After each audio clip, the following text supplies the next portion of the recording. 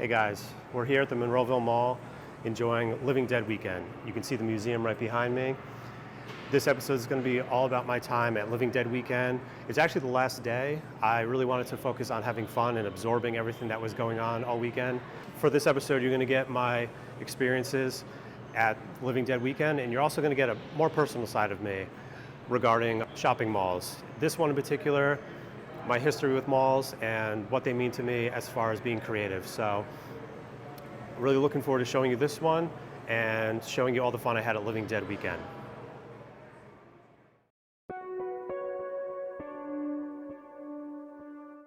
Guys, welcome back to In My Own Words. By this point, Living Dead weekend was a few weeks back. I wasn't able to film an episode right away, but I still am so excited about everything that happened. I'm still so energized by that entire weekend.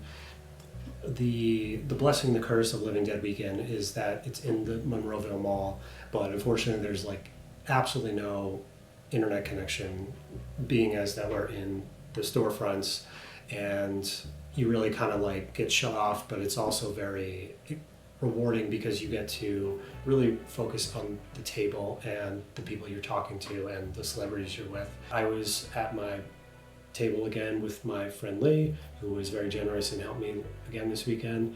And in between bathroom breaks and just going to get food, we were able to kind of walk around and explore and check out the other vendors and talk to some celebrities and talk to friends who were there last year. So it was rewarding as always. It was fulfilling as always. It's a road trip. It's a stroll down memory lane, and it's reliving a lot of solid memories of sitting down and watching this movie for the first time. I was fortunate enough to watch the movie again back in the fall, so it was still kind of fresh in my mind.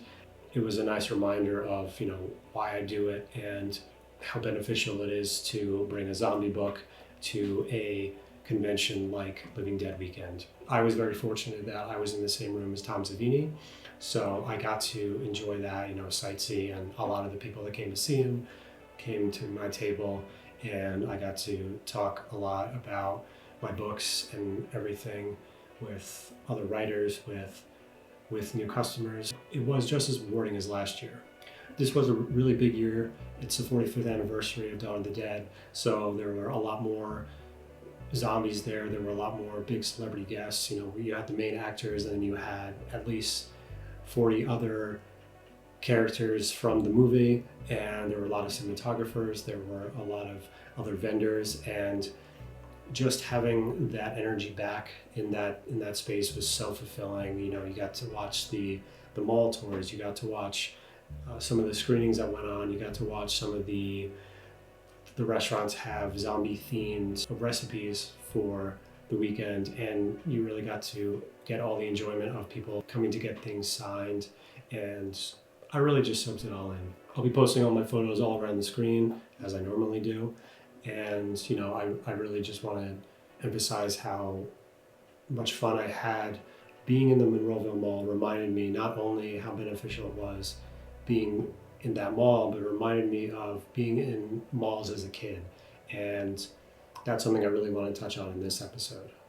On the way to Monroeville, we stopped at a few malls on the way. The South Mall and the Harrisburg Mall. Both were several hours away from Monroeville, but we got an early start, so we were able to take the time and do that. This South Mall is a one-story mall that I had found just doing some research of exciting places along the way that we found last year on our way to PA HorrorCon. And it's a mall that's, fairly empty. It has a few antique stores and a few restaurants. But the reason we had originally stopped there is because we found that there was an arcade there, and we wanted to relive some of our youth and exploring those arcades, and really just kind of soaking in antique shops, having toys and stuff that we played with as a kid, and even having vintage toy stores, reminiscing about toys we played with when we were young. And then on our way further, we also found the Harrisburg Mall. And the Harrisburg Mall was also a mall that was kind of on its way out. It didn't have too many stores, but it did have Second and Charles, which is kind of like a blend of comic book meets Barnes and Noble. And they also had a retro arcade that was filled with life that we had only seen when we were kids. This is the most true arcade that I've ever seen, that puts me back to a time where I only had several quarters or tokens and to go spend on a few arcade machines. I'm going to post a few pictures of both of those arcades, and I'll post some more photos all around the screen of my experience at the South Mall and my time at the Harrisburg Mall. We originally intended on doing a few more, but we ran out of time and it was getting late. We wanted to get to Monroeville before the end of the night, where we could unload and then just go about our way to the hotel. The main reason I had originally found interest in going to Living Dead Weekend was I have a very strong passion about shopping malls. Now, when I was a kid, my father used to take me to shopping malls all the time. It was our time together. It was his shopping. It was people watching. It was getting lunch together. It was just doing a little bit of exploration. You know, I grew up in the 90s, so anytime from, I want to say, 97 to like 2004, I was constantly going to malls all throughout the Hudson Valley. Going to malls now just reminds me of those experiences I had with my father. My father passed away back in 2021, and he unfortunately didn't get to see any of my writing career start to develop. Going to these things again kind of lets me relive those moments with him. It reminds me of how important it was to celebrate those things when I was a kid. And I'm fully aware of the way the world works now. Malls were really great to go to in the 70s when they really started to flourish and be developed more, even up until the 90s when, you know, certain malls across the country were still being developed. It was a little bit more exciting to do because that was the only real means of shopping. Going to a mall or department store to get what you need or for big holiday shopping. In 2009 to 2011, you saw the decline of department store shopping and mall shopping, and you saw how people weren't going shopping as much, and department stores started closing a lot of their stores across the country. Big department stores, big Egger stores like JCPenney's and Macy's and Sears and Lord & Taylor all start to decline in numbers across the country. And even now, a lot of the malls are dwindling in size, dwindling in attendance, and a lot of them have been either completely closed down, demolished, or are on the brink of going in that direction. Now, unless you're one of these big malls that flourish on amusement parks and high-end shopping and populated areas, they're probably going to start looking like this. Very empty, a few stores, maybe a cell phone store, maybe a antique shop, maybe a restaurant that still gets attention. It's a different time with bigger shopping like Amazon and just the internet in general. There's a lot less reason to go to malls.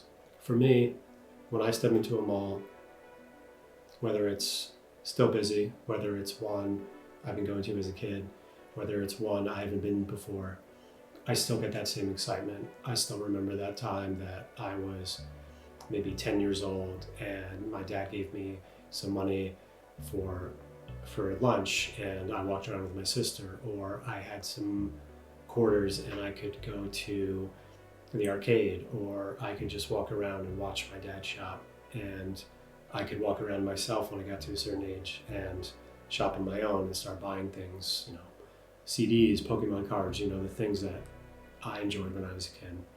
It's a constant reminder of maintaining valuable memories that I can only cherish so much without enjoying them with my father again. I think that one of the reasons I do these things is because a lot of these conventions remind me of a time when I was exploring movies and comic books and Pokemon cards and books. It makes me enjoy the moments I have and makes me want to explore that again and make me feel the way I felt at that time. Obviously, I'm not buying those same things as I did back then, but this was just something that I needed to share with you guys because it was an important factor in why I do this in the first place. And this is important as to why I like to continue to do this. I like to relive a lot of the memories that I had when I was a kid, and I like to talk about it because it reaffirms my passion for everything. You know, stepping into a mall has given me ideas of how I want to progress my writing and how I want to progress my stories. And even floating around an idea of a shopping mall going extinct and how someone so manic and crazy can keep that passion alive by doing awful things. You know, that's a story that will come out in due time. Whether you're a mall fanatic like I am, or you're waiting for all department stores to go extinct, it's important for me to tell you how I feel about them.